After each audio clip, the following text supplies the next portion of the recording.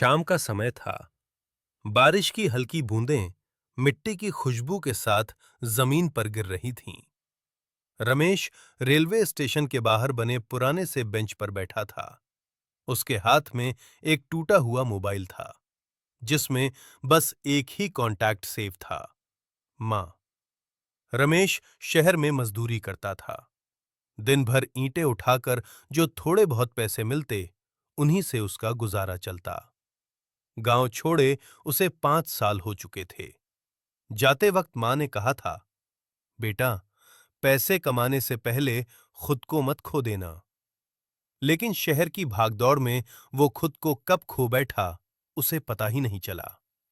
आज रमेश का मन बहुत बेचैन था। पिछले 3 दिनों से मां का फोन नहीं आया था। उसने कई बार कॉल किया, मगर हर बार नेटवर्क न होने का बहाना निकल आता। उसने सोचा, गांव में नेटवर्क ही नहीं आता होगा। अचानक उसका मोबाइल बजा। स्क्रीन पर लिखा था, मां। रमेश की आंखों में चमक आ गई। उसने तुरंत फोन उठाया। मां, कहां थीं? इतना दिन से बात नहीं हुई। दूसरी तरफ से धीमी, कांपती हुई आवाज आई, बेटा, मैं ठीक हूं, बस तुझसे आखिरी बार बात करना चाहती थी। रमेश चौंक गया।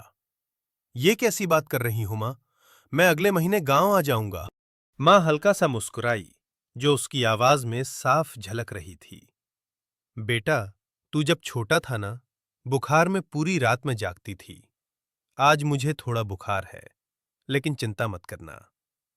रमेश का दिल बैठने लगा। मां, डॉक्टर को दिखाया? हां बेटा, सब ठीक है। मां ने बात बदलते हुए कहा। रमेश, शहर में खुश तो है ना? रमेश की आंखें भर आईं।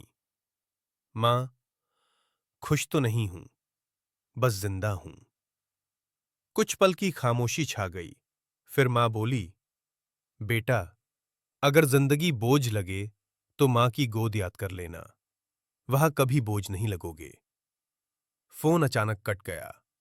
रमेश ने बार बार कॉल किया, लेकिन अब मोबाइल स्विच ऑफ बता रहा था। अगले दिन गांव से पड़ोसी का फोन आया। रमेश, तेरी मां रात को चली गई।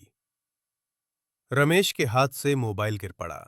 वो जमीन पर बैठकर फूट फूट कर रोने लगा। शहर की भीड़ में पहली बार उसे इतना अकेलापन महसूस हुआ। एक हफ्ते बाद वो गांव पहुंचा। मिट्टी का वही घर, वही चौखट, मगर मां नहीं थी। मां की तस्वीर के सामने उसने सिर झुकाया और फुसफुसाया, मां, मैं आ गया, अब कभी देर नहीं करूंगा। तस्वीर मुस्कुरा रही थी, लेकिन मां की वो आखिरी आवाज अब सिर्फ उसकी यादों में जिंदा थी।